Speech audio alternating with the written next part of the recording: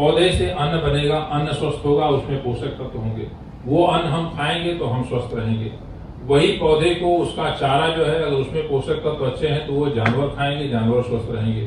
जानवर जो उत्पाद देंगे, चाहे वो दूध होगा चाहे मीट होगा, उसको फिर हम खाएंगे तो हम स्वस्थ रहेंगे। तो अगर आदमी का स्वास्थ्य अच्छा रखना है, पशुओं का स्वास्थ्य अच्छा रखना है, तो पौधों का स्वास्थ्य रखना अच्छा जरूरी है। और पौधों का स्वास्थ्य अच्छा रखने के लिए जरूरी है कि आप मिट्टी का स्वास्थ्य अच्छा रखें। बिना मिट्टी का अच्छा स्वास्थ्य रखें तो वन हेल्थ मतलब सॉइल हेल्थ। अगर सॉइल हेल्दी है तो बाकी चीजें अपने आप स्वस्थ हो जाएंगी। उसको हमें विशेष रूप से ध्यान रखना है। आजकल अक्सर बात की जाती है माइक्रोबायोम रिसर्च की। मिट्टी के अंदर कितने जीवाणु पाए जाते हैं, अभी डॉक्टर देवेंद्र कुमार ने बताया 1 चम्मच मिल लीजिए, करोड़ों की संख्या में उसमें जीवाणु पाए जाते हैं। लेकिन इन जीवाणुओं का एसोसिएशन फसलों के अनुसार भी बदलता है। धान से एसोसिएशन वाले जीवाणु अलग हैं, गेहूं से एसोसिएशन वाले जीवाणु अलग हैं, दलहन फसलों में जीवाणु अलग हैं, और सबका एक समन्वय बना करके हमको रखना है। बायोलॉजिकल्स का प्रयोग निश्चित रूप से करना है। दुर्भाग्यवश जितना बायो फर्टिलाइजर्स का और इसके बाद माइक्रोबियल कल्चर्स का प्रयोग होना चाहिए खेती में, उतना हो नहीं पा रहा है। उसका कारण है कि उतनी अच्छी गुणवत्ता नहीं मिल पाती है, मात्रा में सही समय पे सही जगह पे नहीं मिल पाता है। इनको विशेष रूप से धन्यवाद देता हूँ। प्रगट सिंह ने एक किताब सफेद सोना कपास की लिखी थी पहले, और अभी उन्होंने बीज से बीज की चर्चा धान में की है। तो इसमें बीज के स्वास्थ्य से लेकर के कौन कौन से फसलों में बीमारियां लगती हैं, कौन से कीड़े लगते हैं, उनका क्या उपचार है, किस प्रकार से हम बीज से बीज तक जा सकते हैं, चाहे वो बीज हमको बीज के रूप में बनाना हो या उसको दाने के रूप में बाजार में बेचना हो। फसल स्वस्थ होगी तो आपका पैदावार अच्छी होगी। इस पर आसीन डॉक्टर देवेंद्र कुमार, दर्शन सिंह जी, सेठपाल जी, भगवान दास जी और सुखविंदर जी, डॉक्टर दलेर सिंह जी। इसके अतिरिक्त इस सभा में बहुत सारे किसान बैठे हुए हैं जिनको मैं व्यक्तिगत रूप से जानता हूं, जिसमें सबसे पहले तो मैं सुखजीत सिंह भंगू का धन्यवाद देता हूं कि उन्होंने प्रोग्रेसिव फार्मर्स एसोसिएशन की तरफ से यह कार्यक्रम आयोजित किया, और उनके साथ जो है गुरमेल सिंह और हरप्रीत, इन लोगों ने पूरा सहयोग दिया इस कार्यक्रम को आयोजित करने के लिए। हमारे पास पिछले 1 महीने से संपर्क में रहे हैं कि ये कार्यक्रम निश्चित रूप से हो। और साथ ही किसान भाई, जिसमें कि एक दूसरे हरप्रीत हैं जो कि रानिया से आए हुए हैं, जगमोहन हमारे छात्र अभी बोले आपके बीच में, सत्यवान जी जिनको ऑर्गेनिक चाचा के नाम से जानते हैं, और ये ऑर्गेनिक खेती के ऊपर विशेष पकड़ है इनकी, जड़िया साहब जो कि बहुत समय से हम लोगों के साथ जुड़े हुए हैं। और मंच पे 2 लोगों का मैं विशेष रूप से जिक्र करना चाहूँगा। भगवान दास जी बैठे हुए हैं और डॉक्टर दलेर सिंह जी। ये 2 लोगों को हमें एक आदर्श के रूप में, प्रेरणा स्रोत के रूप में मान करके चलना चाहिए। 85 वर्ष से अधिक उम्र होने के बावजूद भी इस विषय में इनकी इतनी रुचि है कृषि से, जो कि काबिले तारीफ है। डॉक्टर दलेर सिंह का व्हाट्सएप ग्रुप है, और उसमें प्रतिदिन जो है जितने लोग जुड़े हुए हैं उनके वीडियो अपलोड करते हैं कृषि से संबंधित।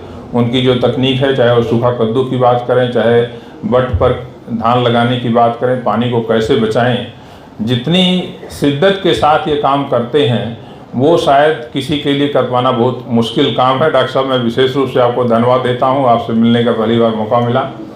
और भगवान दास जी जो पिछले करीब 60 वर्षों से अधिक समय से पूषा संस्थान के साथ जुड़े हुए हैं।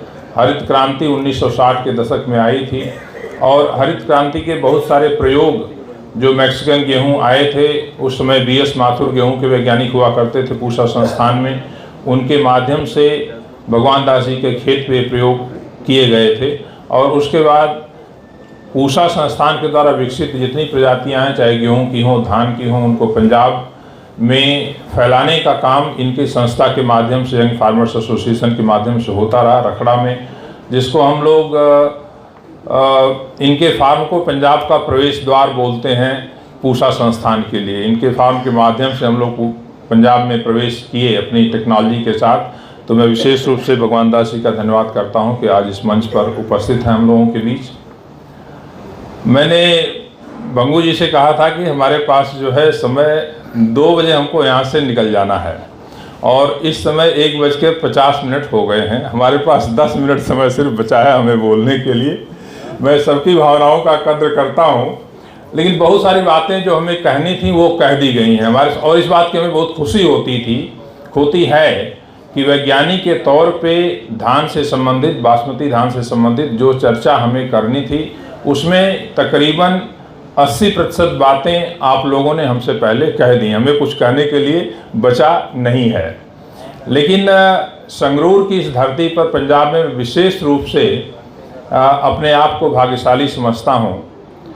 यहाँ पर यह वार्ता आयोजित की गई है और इसका एक कारण है कि जिस संस्था से मैंने और डॉक्टर देवेंद्र कुमार ने अपनी MSc और BSc एग्रीकल्चर की पढ़ाई की, काशी हिंदू विश्वविद्यालय, बनारस हिंदू यूनिवर्सिटी, उस संस्था की स्थापना पंडित मदन मोहन मालवीय जी ने की थी। और जब उनके मन में ये विचार आया कि इस विश्वविद्यालय की नींव किसके द्वारा रखवाई जाए, बहुत चर्चा के बाद अंत में फैसला लिया गया महाराजा दरभंगा, महाराजा बनारस के द्वारा। महाराजा बनारस ने मुख्य रूप से काशी हिंदू विश्वविद्यालय को बनाने में बहुत बड़ा योगदान किया था। तो सबकी सहमति बनी कि उस समय के संत बाबा अतर सिंह से महान शख्सियत कोई और नहीं हो सकता है इस विश्वविद्यालय की नींव रखने के लिए। और बाबा अतर सिंह को लेने के लिए पंडित मदन मोहन मालवीय संगरूर आए ट्रेन से, और वहाँ पर रेलवे स्टेशन से पैदल नंगे पांव चल करके वो गुरुद्वारा मस्तवाना साहब गए और वहाँ से बाबा अतर सिंह को आमंत्रित किए कि आप आइए और आपके द्वारा काशी हिंदू विश्वविद्यालय की नींव रखी जाएगी। इससे पूरे देश में एक संदेश जाएगा कि ये शिक्षण संस्थान सबके लिए हैं, हर धर्म के लिए, हर जाति के लिए, हर वर्ग के लिए, किसी की ये एकाधिकार नहीं है। और बाबा अतर सिंह जी जब काशी हिंदू विश्वविद्यालय की नींव रखने के लिए गए तो वाराणसी कैंट स्टेशन पर उनको लेने के लिए हाथी से महाराजा दरभंगा और काशी नरेश दोनों लोग आए थे। तो एक ऐसी उत्कृष्ट शिक्षण संस्था की नींव उन्होंने रखी और वो संत इस धरती को बिलोंग करते हैं। इससे बड़ी और सौभाग्य की बात हमारे लिए कुछ और नहीं हो सकता है। हमें यहाँ पर आप लोगों ने बुलाया सम्मानित करने के लिए, हमारे टीम के जितने सदस्य हैं, और ये बहुत लंबी श्रृंखला है। बासमती के अनुसंधान की शुरुआत 1960 के दशक में हुई, जब डॉक्टर स्वामीनाथन आनुवंशिकी विभाग के अध्यक्ष थे और बाद में भारतीय कृषि अनुसंधान संस्थान के निदेशक बने, जिस पद पर मैं अभी हूँ। तो उस समय डॉक्टर स्वामीनाथन ने सोचा, सन 60 के दशक में, 67-68 की बात है, कि अगर बासमती की पैदावार हमको बढ़ानी है तो हमें इसकी ऊंचाई कम करनी होगी, पौधा गिरे नहीं, ताकि इसकी उत्पादकता बढ़े। और वो काम सन 60 के दशक में शुरू हुआ। पहली बासमती की बौनी किस्म 1989 में पूसा बासमती 1 के नाम से विमोचित की गई, जिसको हम मुच्छल के नाम से जानते हैं। और यह किस्म पूसा बासमती 1 बासमती के उत्पादन में क्रांति लाने का काम इसने किया। दुर्भाग्यवश और आज भी इसको DB के नाम से जाना जाता है। DB का मतलब डुप्लीकेट बासमती। जिस किस्म ने बासमती की कायाकल्प बदल दी, उसके नाम के साथ अभी भी DB जुड़ा हुआ है। ये एक चिंता का और सोच का विषय है। मुझे इस बात को सुन करके, समझ करके बहुत कष्ट होता है। इस बंधन से बासमती को हमें मुक्त करना होगा। इसके बाद पूसा बासमती 1121 आई, 2003 में विमोचित हुई, और इसकी खासियत थी, जैसा कि आप लोग जानते हैं। मैं थोड़ी सी बासमती की कहानी आपको बता रहा हूँ, बाकी सारी चीज़ें तो आपको बता दी गई हैं, तो उसमें कुछ ज़्यादा बताने को बचा नहीं है। 1121 मुझे आज भी याद है। 2003 में हम लोग पूसा संस्थान में एक मीटिंग कर रहे थे और इसका चावल पका के रखा गया था। इसके मुख्य जनक डॉक्टर VP सिंह हैं और वो भी पद्मश्री से सम्मानित हैं। और उस बैठक में अनिल मित्तल जी आए थे जो KRBL के ओनर हैं, और चावल पका करके हम लोगों ने वहाँ पे रखा था। और जब उन्होंने चावल को देखा, इसकी लंबाई 1 इंच की थी पकाने के बाद, तो उनको इतनी खुशी हुई और वहाँ से उन्होंने शुरुआत की। चूँकि पूसा बासमती एक पहले से बाज़ार में थी, अंतर्राष्ट्रीय बाज़ार में थी, उसके साथ 1-1 किलो चावल फ्री दे करके बड़ी मेहनत करके उन्होंने इसका बाज़ार खड़ा किया अंतर्राष्ट्रीय स्तर पर। कारण था कि कम चावल पका करके आप ज़्यादा प्लेट बना सकते हैं। तो खासकर मिडिल ईस्ट में जहाँ पर बिरयानी हर आदमी खाता है और घर से ज़्यादा उसको होटलों में पकाया जाता है, तो उसका एक फ़ायदा प्रत्यक्ष रूप से होटलियर्स को मिला और ये किस्म बहुत आगे बढ़ी। शुरू में इसको बासमती की पहचान नहीं मिली थी। 1121 को भी 2003 से लेकर के 2008 तक बहुत कड़ी लड़ाई के बाद सरकार के द्वारा 2008 में इसको बासमती के लिए मान्यता मिली। उसमें भी हम लोगों ने इसका बासमती नाम परिभाषा के लिए और इसको बासमती का स्तर दिलाने के लिए बहुत संघर्ष किया कॉमर्स मिनिस्ट्री के साथ। तो 2008 में जब इसको बासमती का दर्जा मिला, उसके बाद से फिर इसने पीछे मुड़ करके कभी नहीं देखा। 2013 में फिर पूसा बासमती 1509 हम लोगों ने निकाली, जिसकी अवधि 120-125 दिन की है, जबकि 1121 145 दिन का समय लेती है। पकाने के बाद चावल की लंबाई वही थी और फसल विविधीकरण में भी बहुत बड़ा योगदान रहा 1509 का। तो किसानों ने इसको बहुत पसंद किया और इसका क्षेत्रफल काफ़ी तेज़ी से बढ़ा। उसके पहले 2 किस्में और आई थी 2007 और 2008 में। 2007 में पूसा बासमती 1460, जिसको इम्प्रूव पूसा बासमती 1 के नाम से जानते हैं, और इस किस्म में पत्ती का झुलसा रोग नहीं लगता था। ये मुच्छल का ही सुधार था। और उसी तरह से मुच्छल का एक और सुधार करके नई किस्म निकाली गई पूसा बासमती 1637, जिसमें झोंका रोग या गर्दन तोड़ बीमारी नहीं लगती है।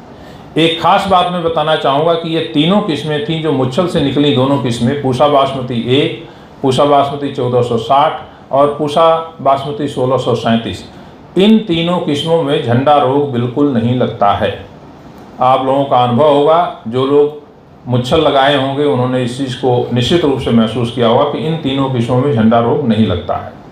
हम लोग शोध के द्वारा यह कोशिश कर रहे हैं पहचान करने की क्या कारण है कि इसमें झंडा रोग नहीं लगता है, और वही जीन पहचान हो जाए तो उसको हम 1509 में 1121 में बाकी सारी किस्मों में इसमें झंडा रोग लगता है उसमें ट्रांसफ़र करें, ताकि एक जो सिरदर्द किसानों का बना हुआ है झंडा रोग, उससे हम किसानों को मुक्ति दिला सकें। काफ़ी हद तक हम लोगों को कुछ सफलता मिली है और 1509 का जो बदला हुआ रूप है वो जल्दी आएगा, जिसमें कि झंडा रोग नहीं लगेगा, और किस्मों पे हम काम कर रहे हैं। 2013 में 1509 आई, उसके बाद फिर पूसा बासमती 1637 आई, फिर पूसा बासमती 1718 आई जो कि 1121 का सुधार करके बनाई गई। उसमें झुलसा रोग पत्ती का नहीं लगता है, बैक्टीरियल ब्लाइट।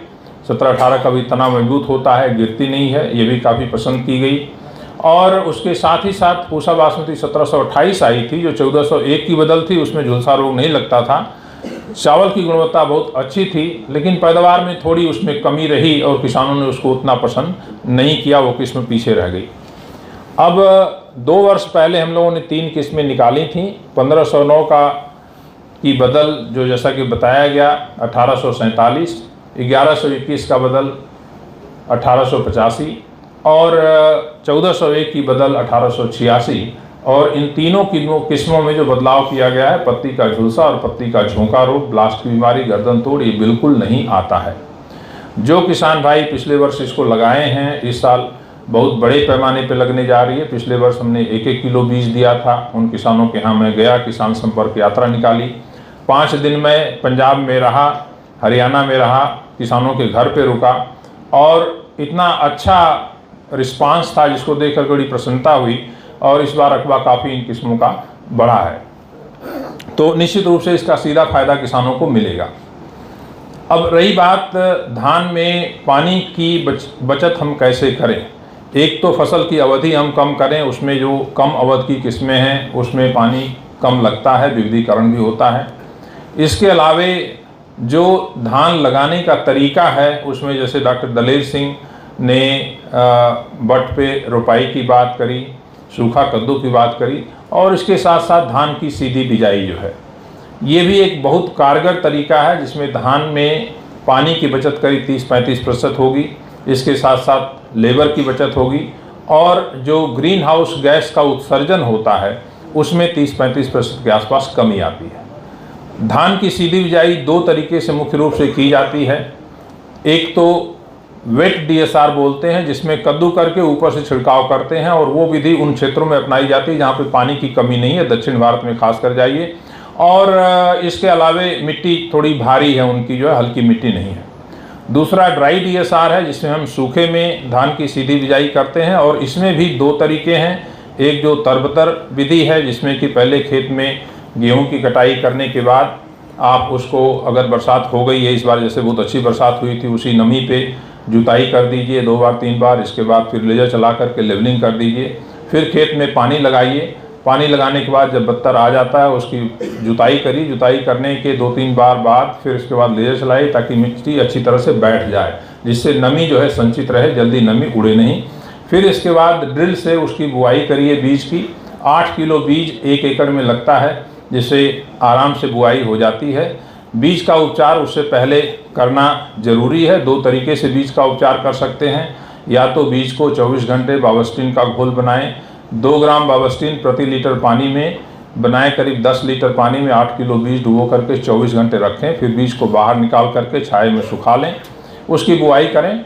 या एक तरीका ये भी हो सकता है कि बीज में थोड़ा सा पानी हल्का सा मिलाएं, उसके पास 2 ग्राम प्रति किलोग्राम बीज के हिसाब से बावस्टीन डाल करके और उसको अच्छी तरह से मिला लें, उसको भी बुआई के लिए प्रयोग कर सकते हैं। जब आप तरबतर विधि से बुआई करते हैं तो बुआई के तुरंत बाद पेंडिमिथिलिन, वो करीब 1200 से लेकर के 1500 मिलीलीटर मात्रा 250 लीटर पानी में घोल करके उसका छिड़काव करिए, और इसके बाद पहला पानी जो है 22 दिन के बाद लगाइए। खेत में जब चलने लायक हो जाता है तो उसमें नामनी गोल्ड दवा का छिड़काव करिए। ये आमतौर पे पाया गया है कि तरबतर विधि जब अपनाते हैं तो खरपतवार या नदीम कम होता है।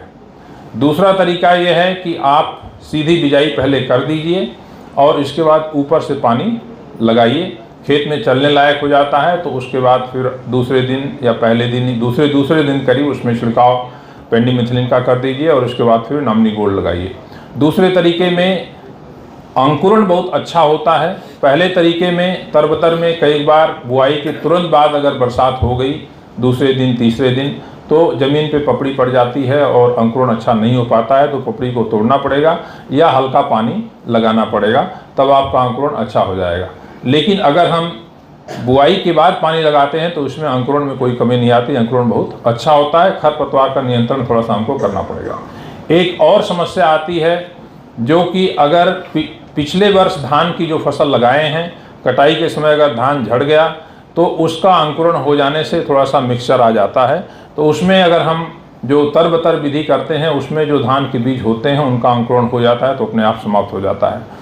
तो जिस किस्म को पिछले वर्ष लगाए अगर उसी किस्म को लगा रहे हैं उस खेत में फिर तो कोई दिक्कत नहीं है, नहीं तो इसके लिए आपको जो है थोड़ा सा ध्यान रखना पड़ेगा। अभी हम लोगों ने संस्थान में एक नई शोध की है जिसमें कि 2 और नई किस्में हम लोगों ने निकाली है। पूसा बासमती 1985 जो 1509 का बदल है और पूसा बासमती 1979 जो 1121 का बदल है। इन दोनों किस्मों में एक खरपतवार नाशी दवा आती है, नदीम नाशी दवा आती है जिसको हम इमिजाथापिर बोलते हैं। नाम ये मिलती है परसूट के नाम से मिलती है बाजार में। सोयाबीन में इसका बहुत बड़े पैमाने पर प्रयोग किया जाता है, ठीक है। तो इस दवा के अंदर ये क्षमता होती है कि ये सभी तरह के खरपतवार को मार देती है, लेकिन ये धान को भी मारती है, इसलिए धान में इसके प्रयोग की अनुमति अभी तक नहीं थी। लेकिन अभी जो 2 नई किस्में हम लोगों ने निकाली हैं, ये दोनों किस्में इस दवा के प्रतिरोधी क्षमता रखती हैं। इनके ऊपर कोई असर नहीं होता है लेकिन खरपतवार सारे मर जाएंगे।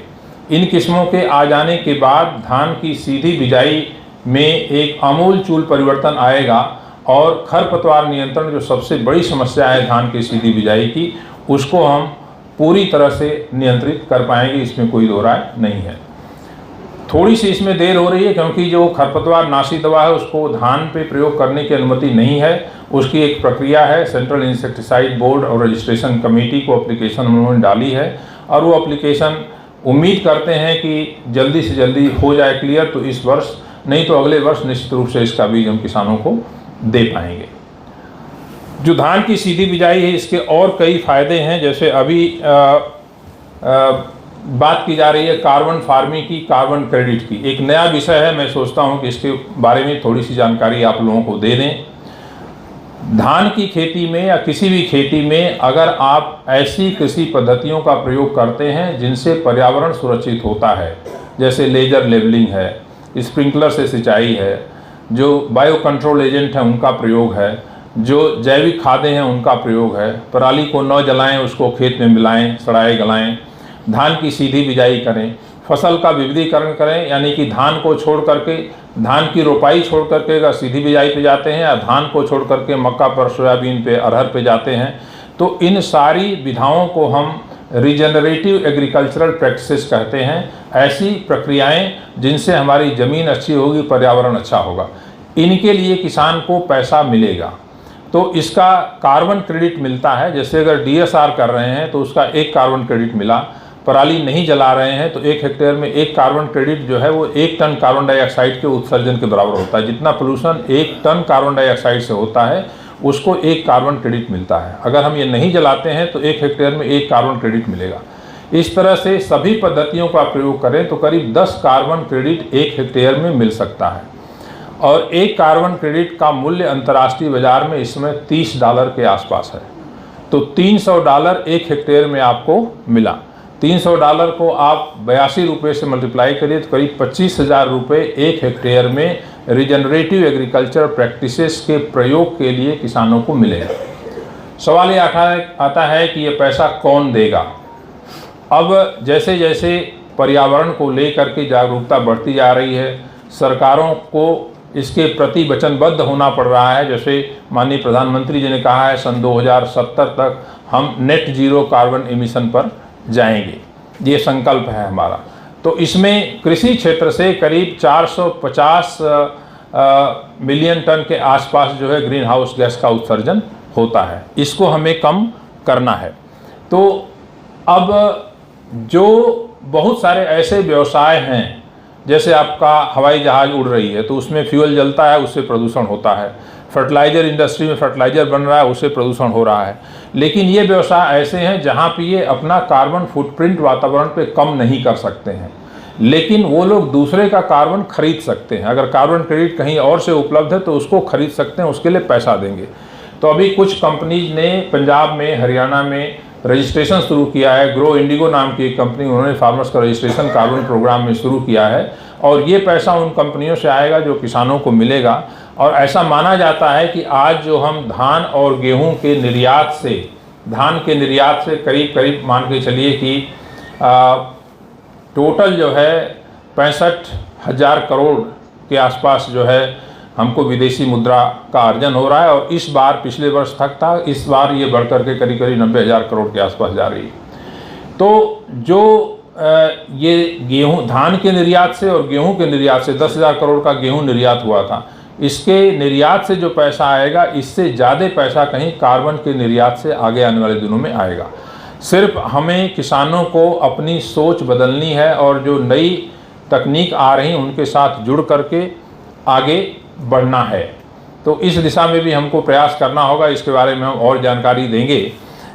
हमारे समझ से और कोई ख़ास बात हमको नहीं कहना था।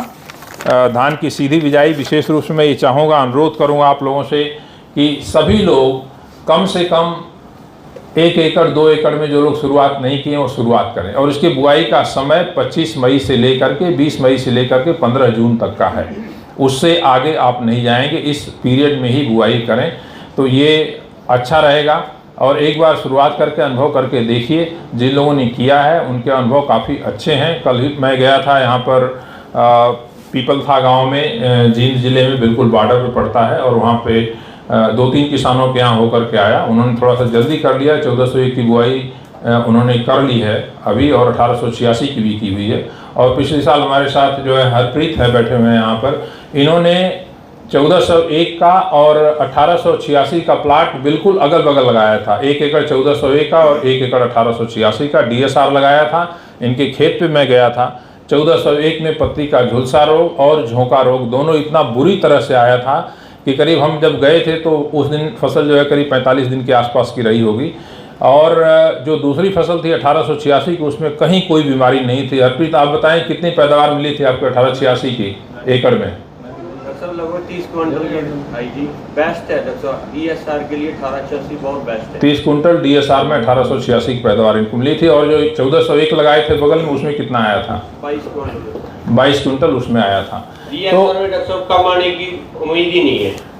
तो ये बहुत अच्छे अनुभव हैं। उन किसानों से आप चर्चा करें, डिस्कस करें और निश्चित रूप से इसके ऊपर आगे बढ़ें। इससे सब चीज़ का, हमारे पानी की बचत होगी, लेबर की बचत होगी, पर्यावरण सुरक्षित होगा।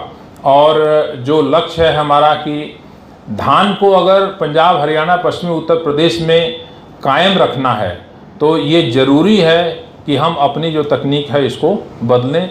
रोपाई, देखिए धान की रोपाई की तकनीकी क्यों अपनाई गई थी? इसलिए अपनाई गई थी कि पानी को एक हम हर्बिसाइड के रूप में यूज करते थे।